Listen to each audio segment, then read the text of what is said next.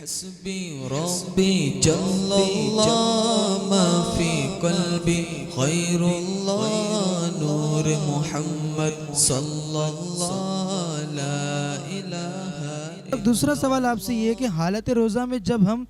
کلی کرتے ہیں اور پانی باہر نکالتے ہیں تو منہ میں کچھ نہ کچھ تری باقی رہ جاتی ہے، تو کیا اس سے روزہ ٹوٹ جائے گا؟ یہ ہمارے جو پروگرام ہوتے رہے، جیسے مغرب کا پروگرام ہوا، اس میں نے وعدہ کیا کہ اللہ رب العزت نے انسان پہ بوجھ اتنا ڈالا ہے جتنا وہ اٹھا سکتا ہے، لا یکلف اللہ نفسا الا وسعہا۔ تو اب اس آیت کریمہ کو پیش نظر رکھا جائے، اسلام کے احکامات پیش نظر رکھے جائیں، تو ایک شخص جب کلی کرتا ہے، اب وہ کلی یا تو وضو کے لیے کرے گا یا پھر غسل کے لیے کرے گا، یا اس کے علاوہ منہ صاف کرنے کے لیے وہ کلی کرتا ہے۔ کلی کرنے کے بعد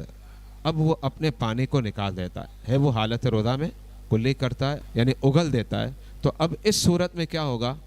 اس صورت میں آپ نے دیکھا ہوگا بعض مرتبہ کچھ تری رہ جاتی ہے اور وہ معمولی سے محسوس ہوتی ہے کہ تری ہے،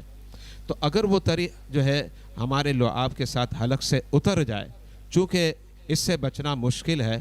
اور ایک طریقے سے تکلیف ما لا یطاق علیہ، یعنی ایسا بوجھ ڈالنا ہے کہ وہ بوجھ انسان اٹھا نہیں سکتا، اس لیے علماء نے مسئلہ بیان کیا کہ یہ جو ہے معاف ہے، یعنی اس کا مطلب ہے کہ اس سے جو ہے نا روزہ فاسد نہیں ہوتا بلکہ روزہ اپنی جگہ پر برقرار رہے گا۔